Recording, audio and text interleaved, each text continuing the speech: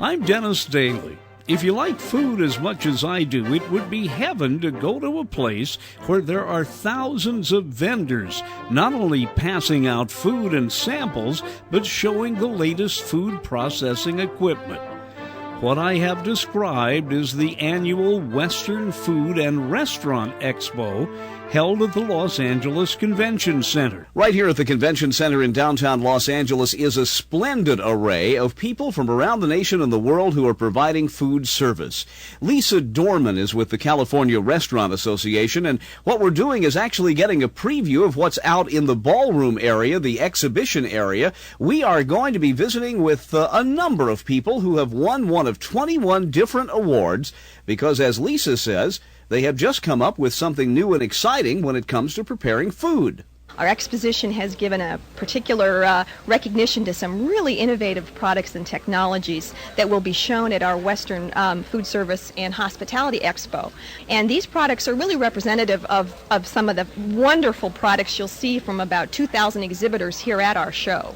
Well, now, one of the things that I was made aware of a couple of years ago when we did this show from a confectioner's convention, it's hard to get that phrase out, in New York City, is the fact that even though if you go to restaurants, you see food evolving. You see trends, the Tex-Mex that's come in, the healthy, the heart-smart kind of thing, that really behind the scenes there are an awful lot of people coming up with things. Some of them don't succeed, but there's this whole group of people who are working hard to make food fun. I couldn't agree with you more. In fact, I read an interesting statistic, I think it was in the Wall Street Journal, that it takes 250 ideas, bright ideas, to come up with one marketable product. So what you're seeing here is probably a lot of ideas that didn't fly, but finally here you get to see some cute things. I would point out one trend, particularly inappropriate to food, is people are saying, well, gee, aren't people drinking less? And maybe that's so, but they sure seem to be putting their alcohol elsewhere. We've got a cheesecake here made with tequila. It's a tequila sunrise cheesecake, and a tequila sausage, which is an interesting way to get your little shot there. This first company here, I want to ask this gentleman, if I may, about this. I was trying to figure out what you have here, sir. They look like three, I thought they were flash guns at first. Maybe they're handheld instruments. They are in front of 3 cups of beverage. This is the Raytec Corporation. Tell us what this is all about. Well, this is actually a Raytec infrared thermometer. It measures the surface temperature of what it is you're shooting at.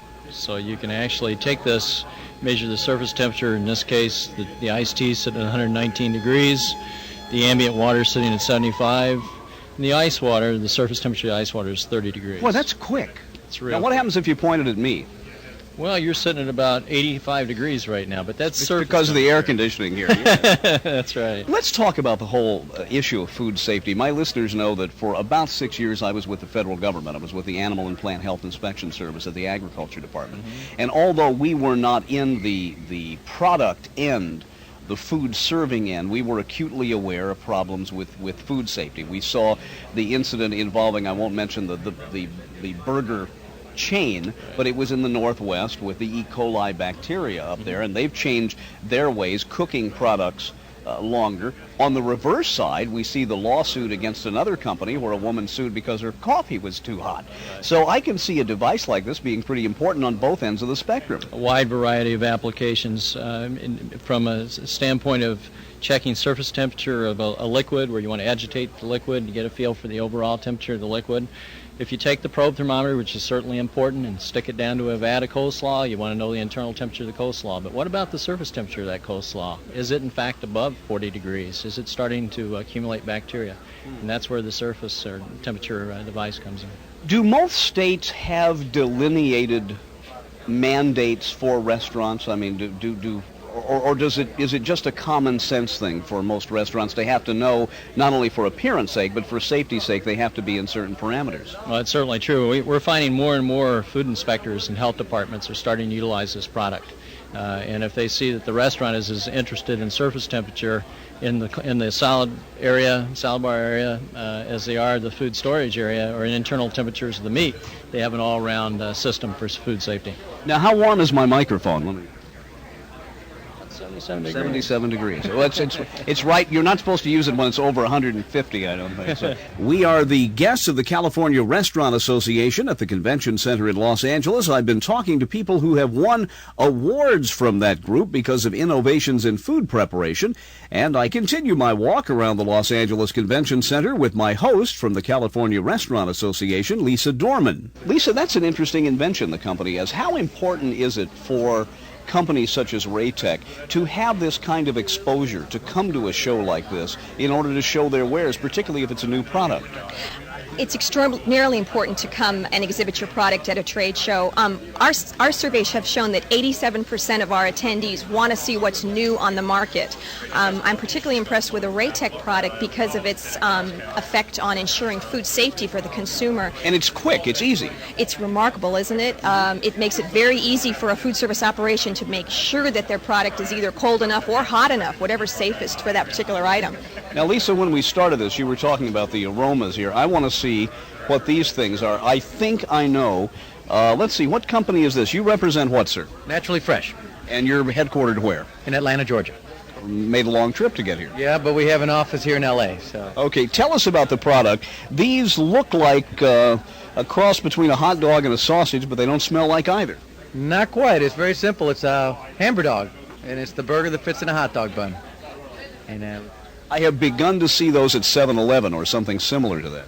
something similar to ours. That's, I believe, it's called the Burger Bite. Ours is a hamburger dog. It's a little bit different. Ours is lower in fat, and we just like the name. I think it kind of paints a picture in your mind of what it is. Can you fix me one with just ketchup? Certainly can. While we're doing that, let me talk to this gentleman here. What's your first name, sir? I'm Kelly. Kelly, tell us about, from your angle, from your company, how important it is for food preparers to stay on top of this whole move away from fat to leaner products, the kind of things you have to do to stay on top of all this. Well, I tell you, it's if you look go out to your favorite restaurant these days, the largest growing segment of it right now is the low-fat items. The fastest growing segment is growing about 35% right now per year in the low-calorie market, and that's where we're finding a niche for this product. People are looking for a hamburger. They still like their hamburger products, but they want something a little lower calorie. Now, is this all your company does? Is this a new product from an old company? No, this is a new product for us.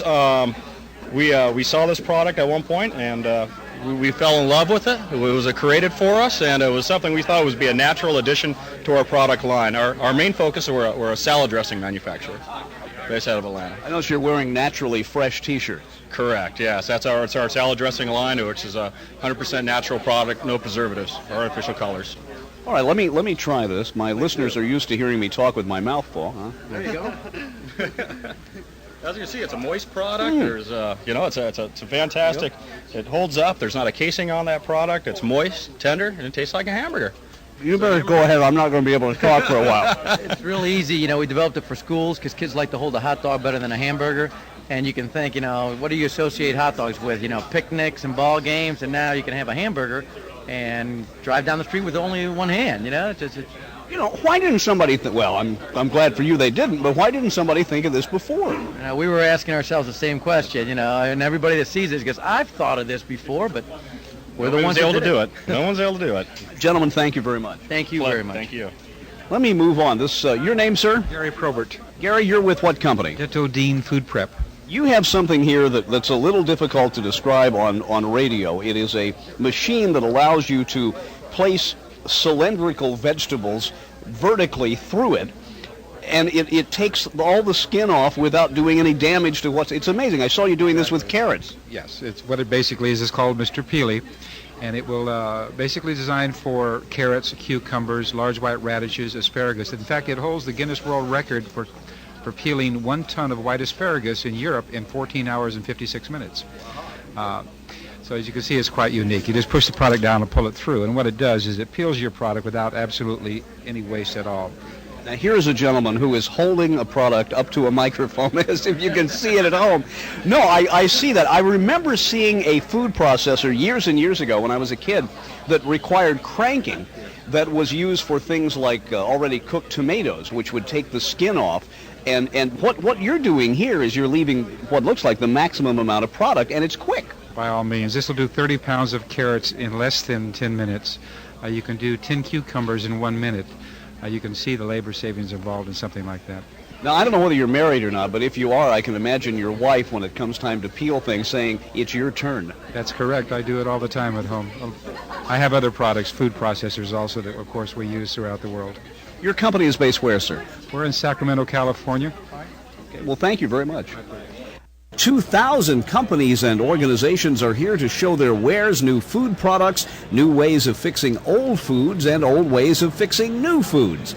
And we're walking around an area where a group of people have been given some very special awards, the Innovator Award, coming up with some very, very new products. I continue my walk around the convention center.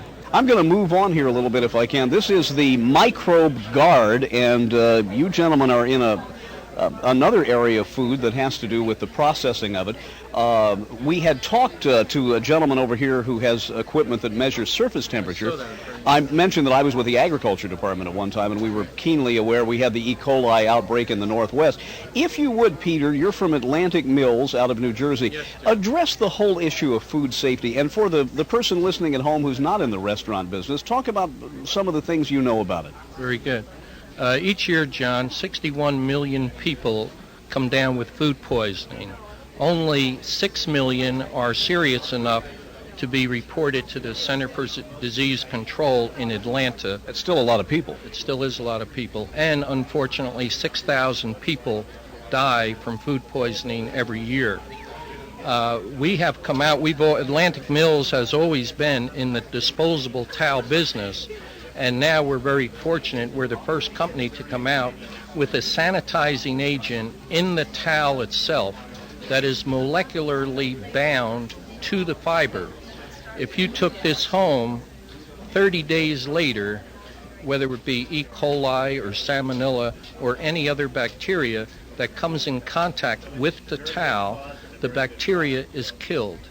As I said, even after repeated washings, the sanitizer does not come out. You know, the first time I saw something akin to this was an experiment. I don't know whether Kimberly Clark has followed through with it, with putting something in Kleenex. They did an experiment where they had people sitting around playing cards, and one at each table had the flu or something. One got treated Kleenex and one didn't, and just being able to clean your hands. It must be amazing, and I'm sure you guys know more about this than I do, Sean, about the way from hand to hand and hand to product diseases are transmitted. Well, you know, whenever you watch the health department give a demonstration on how cross-contamination is so rampant in the food service industry, they put a little powder on a person's hand and leave it on there, and then they come back in about an hour and hold an ultraviolet light under his hand or his face, and you can see how he has spread that powder from one location to another. And that's the whole idea behind these towels, is to prevent cross-contamination from one area to another. Is this a brand new product with you guys? Yes, it is, John. We're introducing it here at the Western Restaurant Show, and we have high hopes for it, both for the, we originally made it for the chain restaurants and the individual restaurants, but also the schools and the hospitals. We already have a major customer, which is a national grocery chain, where they did their own testing in their laboratory, and they issued a ruling that only the Curry Clean towel can be used in their deli and their meat departments, because with their own instruments they tested the bacteria and found an absence of it. We're also selling it right here in California to meat processors, which is an area we hadn't anticipated, but they're very, very interested in it also. Well, gentlemen, it's a great product. Thank you very much. Thank you very much, John. Now we're going to move over here where there's food again, if I don't get in the photographer's way. You are with a company called Schreiber Foods from Green Bay, Wisconsin. Green Bay, Wisconsin. You didn't say Wisconsin, though. No, I didn't. Have you always lived there, or did you just fight not to get the accent? No, actually, I've lived there all my life, so. Well, of course, if you were over in Fond du Lac or someplace, you'd probably have it a little stronger. You do pretty well with Fond du Lac. Well, I love Fond du Lac. It's the one city that you can't find your way out of. Have you ever been over there? Yes, I have. I know you. Tell us, if you would, about Wisconsin. Here we go. Cheese products. What your innovation is. Well, what this is called Creative Catering Cheese from Schreiber Foods. It's natural cheese that's in a soft state in a pastry bag with a disposable tip in the end already, and it's designed for caterers and chefs. See, I looked at this wedge shape and I thought it's already cut like pizza, but it is, for those at home who don't know what a pastry bag is, it's that conical shaped thing that you see every cake decorator use. That's exactly correct, and that's where we did get the idea from. So this makes it very easy for chefs to do off-premise catering or right in their kitchen. It makes it extremely simple for anyone in the kitchen to be able to decorate hors d'oeuvres. Well, now, your name is what, sir? Jason. Jason, we can't see this well on radio, but I'm going to describe it. Do your thing here with one of these. You've got the bag of cheese, and you've got what amounts to, looks like a wheat thin or a Ritz cracker. And there you go. Look at that. And it already puts the, can I try this? Yeah. What kind of cheese is this? That's a Garden herb, okay. Huh? You better talk for a while. Okay, he's trying the Garden Harvest Cream, and I think he's enjoying himself right now. looks very good. It's one of our most popular flavors. Well, that's neat because it puts these little flutes in that's what you call it. It makes the design when you spread the cheese. That's right. It's already pre-mixed, so the chef doesn't have to worry about adding spices or flavorings. It's already there. Now, your main audience for this is obviously restaurants and caterers, you said. Yes, absolutely. Restaurants, hotels that do a large-scale catering makes it very easy for them to pick up a bag and just start decorating, and it's already there for them. So yes, and caterers across the nation as well. Okay, I better move on or I'm never going to get out of here. Here we have waffles on a stick. Right, you got And your it. company is? Peggy USA. What now? Peggy? Peggy. Yes, I thought you said P-E-G-I. Piggy for a No, second. P-E-G-I. Peggy and USA. We are an affiliate of Peggy Belgium, and we make the original Liège-style Belgium waffles. Now, this is neat because you not only have a piece of waffle here, I'm trying to decide, it's about 3.5 by 4.5, 5 inches, but the stick forks out. That's kind of neat. Yes, exactly. It's a two-prong stick, and you insert it into the waffle after you heat it up, and you may taste one right now. I'm not going to leave here. They are fantastic. Actually, I just shoved it at my assistant. He's already eating one.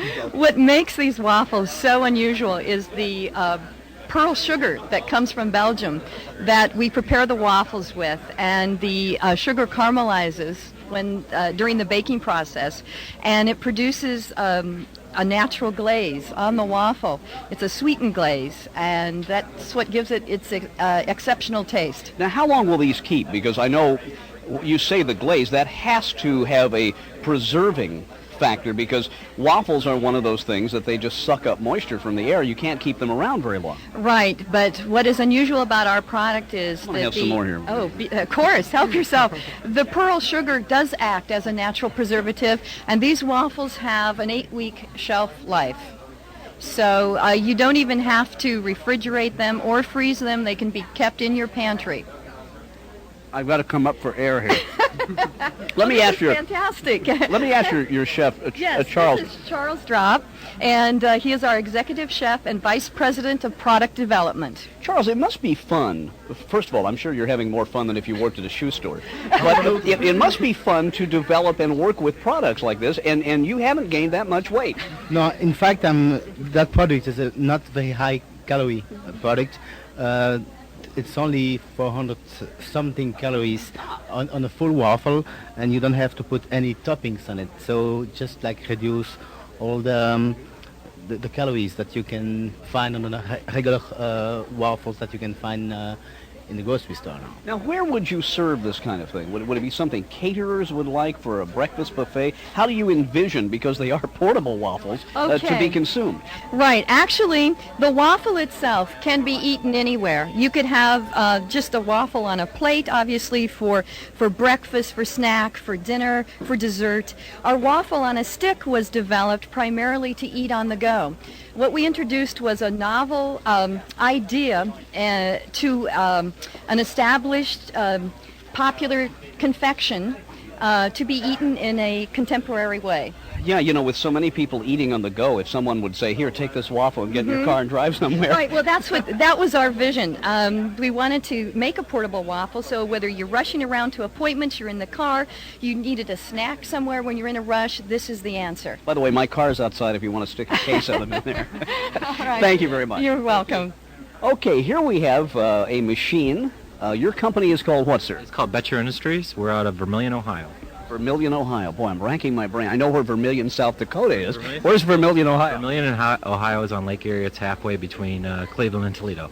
Okay. Your machine, just I guess as a layman, automatically breads chicken parts. Batters and breads. Batters and breads. Yeah, batters and breads chicken and pretty much anything. Onion rings or any kind of vegetable, any kind of meat, any bone-in chicken. And this is what we're using this to cut down on labor for people and also to give them a consistency that they're not used to getting. Why don't we go over here? Your first name's what, sir? Lauren Standen. Could you show me, because, well, this is radio and not television, exactly how this conveyor belt system works? Yeah, you just put the product on the belt right here, which goes through the batter. Then it comes up, goes through the breading, and then exits off the bottom. This is absolutely neat because the breading has to be shaken onto the product, but then the breading has to be recycled and brought back. Somebody stayed up all night to invent this. You did? Yes. Congratulations. Thank you. I was. This is one of my little pet projects. I used to work in the breading industry. This is the smallest batter breader in the world. Usually a batter breading machine is about 150 feet long, and that would be used by people like Tyson's or Zacky's or Purdue Foods or things like that. So this would be affordable enough for just your almost your smallest restaurant. Yes.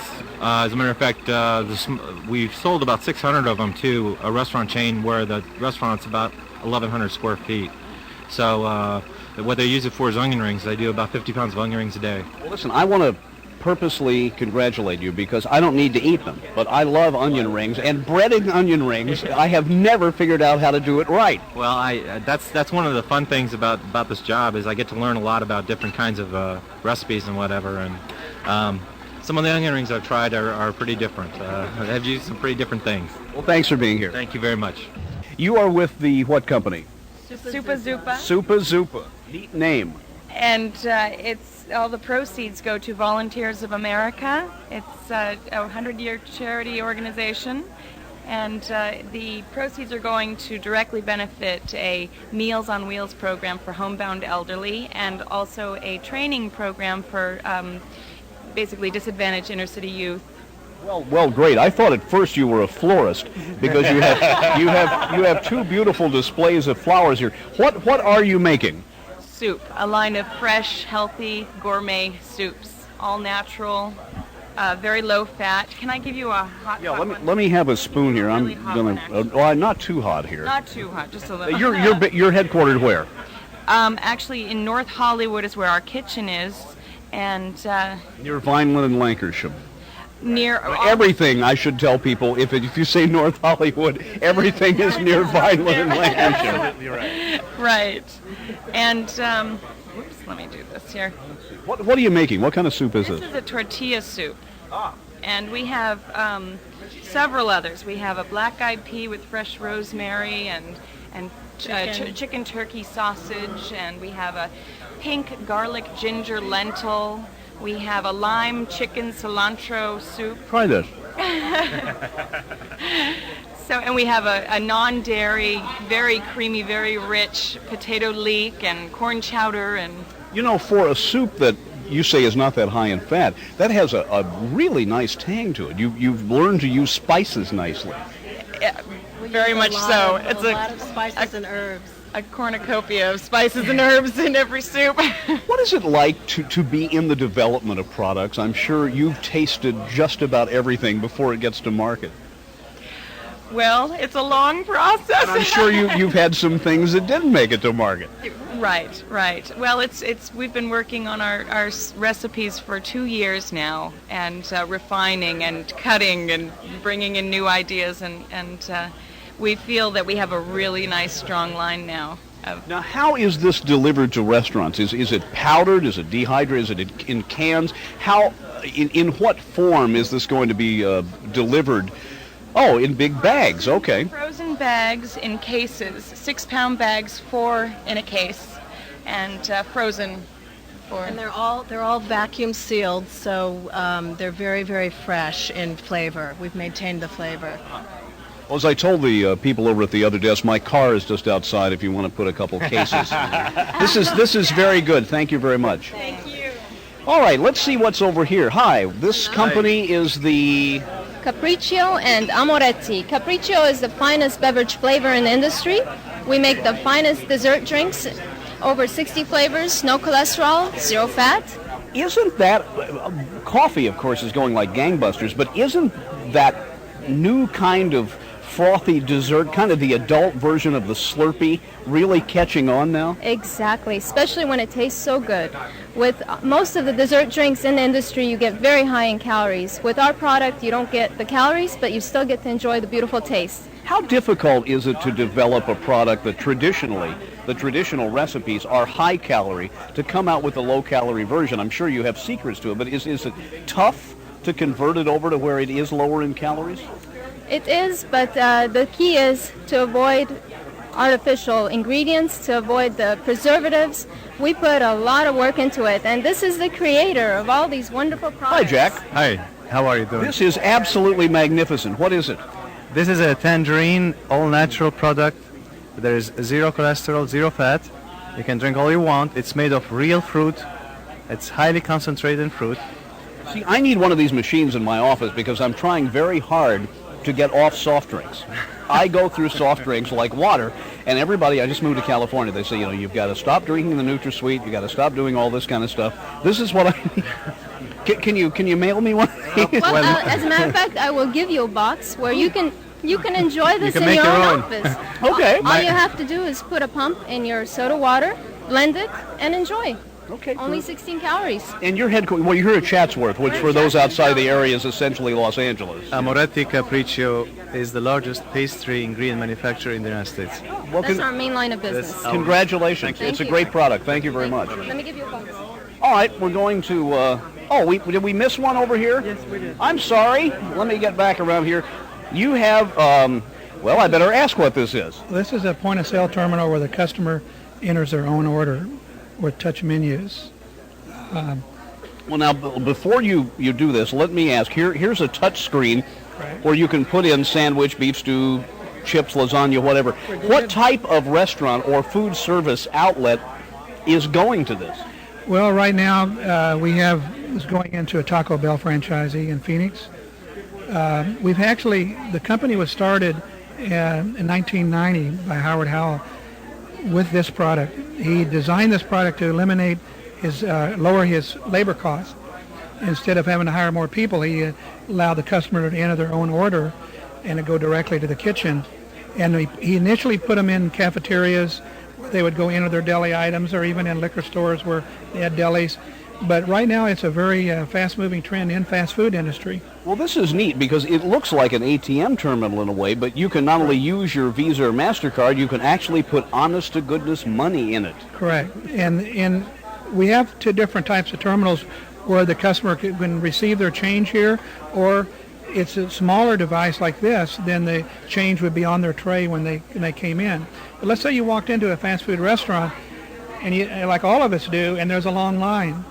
You have an option of this up there. You'd probably come over here and enter your order because you'd be like going to the head of the line. Absolutely, and you're essentially doing what the order taker is doing on the other side of the counter. Correct, and it speeds up the order. It's more accurate. It also, it's cutting down your costs. We found that people enter approximately 20% more on one of these than they would standing in front of an minimum wage employee with their menu board over their head. Wow. Tony, it's a great product. It's also won an award, and congratulations. Thank you very much. Okay, now we'll go back to the line. I'm glad we got to talk to Tony there for a second. Let me get through here.